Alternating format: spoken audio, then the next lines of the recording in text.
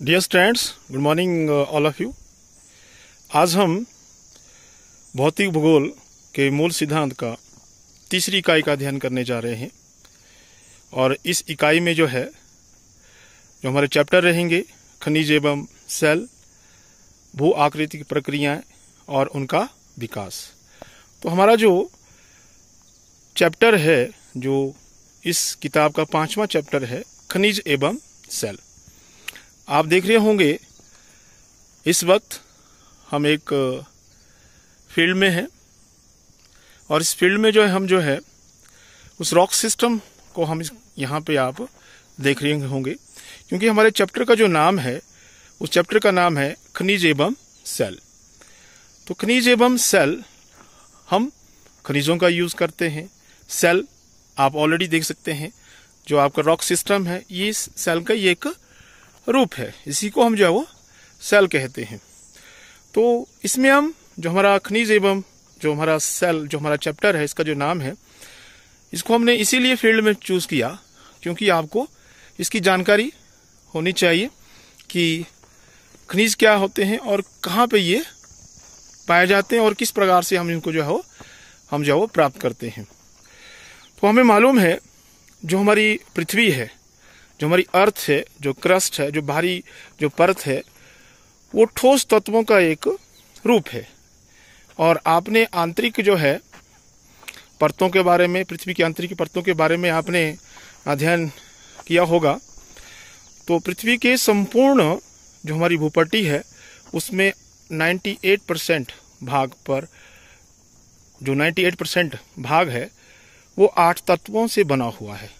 जो पृथ्वी का संपूर्ण भूपट्टी है, वो 98% जो भाग है और 8 तत्वों से बनी है, जैसे कि ऑक्सीजन है, सिलिकॉन है और एल्युमिनियम है और लोहा है, कैल्शियम है, सोडियम है, पोटासियम है, मैग्नीशियम है।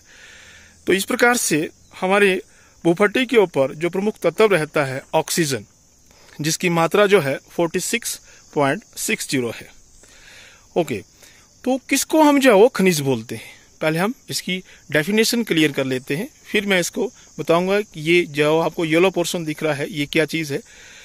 और खनिज एक ऐसा प्राकृतिक कार्बनिक एवं अकार्बनिक तत्व जिसमें कि क्रमबद्ध प्रमाणिक संरचना और एक निश्चित रासायनिक संगठन तथा भौतिक गुणधर्म इसमें होता है। खनिज का निर्माण 2 या 2 से अधिक तत्वों से भी मिलकर होता है, जैसे कभी कभी जैसे सल्फर है, तांबा है, चांदी है, गोल्ड है, ग्रेफाइट है। ये एक तत्वीय वन एलिमेंट वाले खनिज होते हैं। तो ये सभी मिलकर हमारी पृथ्वी का जो भूपट्टी है, उसका निर्माण करने में हमारी सहायता देते हैं। तो अभी तक हमने 2000 से अधिक खनिजों को पहचाना हुआ है। जैसे आप सुनते होंगे कि ये आयरन है, ये सोडियम है, ये पोटासियम है, ये मैग्नीशियम है, ये सिलिकॉन है। इस तरह से बहुत सारे आपने खनिजों के नाम भी सुनेंगे। बहुत सारे खनिज, मैंने पहले बोला आपको कि 2000 प्रकार के खनिजों को अभी तक हमने पहचाना है। जैसे कि हम यहाँ देखें, अब जो खनिज होते हैं, अब इसमें देखें आप, अब ये वाला भाग आपको दिख रहा है, येलो वाला, येलो पोर्शन जो दिख रहा है, ये सल्फर है। ठीक है, ये सल्फर का एक, जिसको हम गंधक भी वो बोलते हैं। देखो इस रॉक सिस्टम में ही है ये। और अगर ये अत्यधिक मात्रा में होता, अगर 70% से भी ज्यादा होता, तो शायद हम यहाँ से इसको निकाल सकते थे, परंतु अभी कम है। मैक्सिमम इस एरिया में आप देख सकते हैं, अधिकतर यहाँ पे सल्फर की मात्रा ज्यादा है। साथ में आयरन की मात्रा भी आपको देखने को मिलेगी। जैसे कि इस रॉक सिस्टम में आप देखें, देखो ये जो जंग लगा हुआ पोर्शन है, ये क्या है, आयरन ओर है। इसको हम क्या बोलेंगे, आयरन ओर। तो ये सारे के सारे जो खनिज होते हैं, हमारे पृथ्वी के ऊपर ही पाए जाते हैं। फिर इनको हम साफ करके इनको रिफाइन करके इनको निकाला जाता है, और भी इसमें एलिमेंट मिलाए जाते हैं, और उससे जैसे आयरन और से हम वो आयरन स्टील बना लेते हैं। और इसी तरह से देखें आप, अब ये खनिज अभी देख रहे हैं आप, ये बिल्कुल ब्लैक है, और एक ये माइका का रूप, जिसको हम अभ्रक बोलते हैं, ये इसके अलग अलग कलर्स होते हैं। यहाँ पे ये मेरे हाथ में जो है ये ब्लैक कलर का है और व्हाइट कलर का भी होता है, जो कि विद्युत का अच्छा कुचालक जो है वो माना जाता है। और हर एक खनिज की जो है क्या होती है, अपनी एक विशेषता होती है। विशेषता क्या होती है, जैसे कि हम बोलेंगे कि हर एक खनिज के टूटना का एक जो है स्वभाव होता है, जिसको हम बोलते हैं विभंजन बोलते हैं। कोई खनिज जल्दी टूट जाता है, कोई काफी हार्ड होता है, वो जल्दी नहीं टूटता है। जैसे कि आप इसको भी देखें, आप ये जल्दी टूट रहा है, ज्यादा हार्ड नहीं है। देखो मैं सब आराम से जो है इसको हाथ से जो है वो निकाल रहा हूं। तो ये अभ्रक है, ये डिस्टिकिनोर में है और वहां पे काफी मात्रा में अभ्रक जो है वो दोनों तरह का अभ्रक जो है, एक ब्लैक और व्हाइट में दोनों तरह का जो है अभ्रक जो माइका है वो इस एरिया में पाया जाता है। इसके बाद हर एक खनिज का एक क्रिस्टल जो है वो रूप होता है। इसकी विशेषताएं, जो खनिज होते हैं उनकी जो है क्या होती है, विशेषताएं होती हैं। हर एक खनिज की अपनी एक चमक, देखो इसमें चमक भी दिख रही है आपको, जो है हर एक खनिज की जो अपनी एक चमक होती है। जैसे कि रेशमी होता है, कोई जो है मेटेलिक होता है, कोई अलग तरह का उसका जो है चमक होती है। हर एक खनिज का अपना एक रंग होता है। जैसे कि आप जो है आयरन ओर का देखें कि इसका कलर जो है कैसा है, थोड़ा सा रेडिश कलर का है। तो ये क्या है, इसका एक रंग है। इनमें हर एक खनिज में अपनी क्या होती है विशेषता में देखिए, धारियां होती हैं और उसमें जो संरचना होती है, कठोरता होती है ना। कोई खनिज जल्दी टूट जाता है, कोई खनिज जो है बड़े आराम से टूटता है। जैसे मेरे हाथ में ये चौक है, ये भी एक क्या है, कैल्शियम का एक रूप है। देखो अब ये जल्दी से टूट गया ना। तो क्या है, इसकी क्या हो गई, एक कठोरता है। यदि हम दूसरी और चीज को देख, जैसे कि हमारा कठोरता की बात करें, जैसे डायमंड है या दूसरा क्वार्ट्जाइट्स है, तो इनकी कठोरता जो अलग अलग है। डायमंड की कठोरता सबसे ज्यादा जो है वो मानी जाती है। और हर एक खनिज का क्या होता है, अपना एक भार होता है।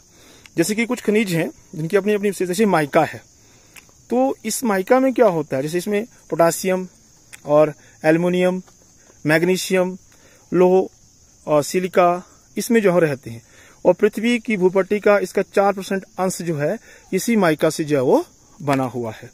तो इसी प्रकार से एम्फीफॉल है और ऑल्वीन है, बहुत सारे खनिज हैं जिनकी अपनी अपनी एक विशेषता होती है।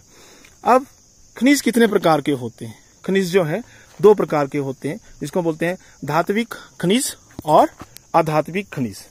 अब धात्विक खनिज को हम 3 तरह से जो है वो बांट देते हैं। जैसे कि बहुमूल्य धातु, जिसमें कि गोल्ड आ जाता है और प्लेटिनियम आ जाता है और सिल्वर आ जाता है। लोह धातु में जिसमें कि लोहे के अंश होते हैं। अलोहिक जिसमें कि जो है लोहे के अंश नहीं होते हैं, और उसमें जैसे कि आपका ताम्र, सीसा, जिंक, टीन, एल्युमिनियम, ये क्या है, अलोहिक धातु है। अब अधात्विक खनिज में हमारे पास क्या जाता है, वो जिसमें कि धातु के अंश मौजूद नहीं होते। जैसे कि मैंने यहाँ पे इसमें रॉक सिस्टम में देखें, ये गंधक है, सल्फर है। तो ये क्या है, एक तरह का हमारे पास अधात्विक खनिज है। और मेरे हाथ में ये जो रॉड देख रहे हैं आप, स्टिक देख रहे हैं, तो इसमें आप देखेंगे तो ये क्या है, धात्विक खनिज है। ये आयरन ओर से बनी है। इस वक्त मेरे हाथ में क्या बनी, इस वक्त मेरे हाथ में जो है तो ये क्या है, एक आयरन है। अगर इसको हमने, जैसे हमने इसको यहां से निकाला इसको, और इसमें बहुत सारे और भी एलिमेंट्स डाले, और उसके बाद हमने क्या बना दिया, लोहा बना दिया। तो उसके बाद हमने जो है इसको अलग अलग पार्ट्स में, इसको जो हम जो है अलग अलग क्षेत्रों में आप देखते होंगे जो है लोहे का इंपॉर्टेंस माना जाता है। और जो हमारी आधुनिक सभ्यता है उसका जो है आधार की जो है वो, उसकी रीढ़ की हड्डी जो है वो मानी जाती है। तो इस प्रकार से आप देखेंगे ये खनिज जो है हमारी अर्थ में ही है। और वहीं से अब बनते कैसे हैं खनिज, खनिज बनने की प्रक्रिया क्या है। अगर हम खनिज बनने की प्रक्रिया को देखें तो इसमें बोले पृथ्वी के आंतरिक भाग में पाया जाने वाला जो मैग्मा है वो सभी खनिजों का मूल स्रोत होता है। जैसे कि ये देखो मेरे हाथ में ये जो है माइका है, तो ये भी जो है मैग्मे से ही बना हुआ है। मैग्मा का ये एक रूप है। जब मैग्मा जो है ठंडा होने लगता है तो ठंडे होने के बाद जो है वो उसका रूप जो है वो धीरे धीरे चेंज होना शुरू हो जाता है। और इस प्रक्रिया से जैसे जैसे मैग्मा ठंडा होकर ठोस रूप धारण कर लेता है और एक खनिज के रूप में जो वो बन जाता है। कोयला है, पेट्रोलियम है और नेचुरल गैस है। ये क्या है, इन सभी को हम क्या बोलेंगे, कार्बनिक पदार्थ बोलेंगे। ये क्रमशः क्या होते हैं, जैसे ठोस है, ये तरल है, ये गैस है। ये सभी हम कहां से प्राप्त हैं, इस अर्थ से ही हम जो है वो प्राप्त करते हैं। तो ये आज का हमारा टॉपिक था। आई थिंक आपने इस टॉपिक को अच्छी तरह से जान लिया होगा कि खनिज क्या होते हैं और इनका क्या इंपॉर्टेंस हमारे लाइफ में होती है। Thank you, have a nice day.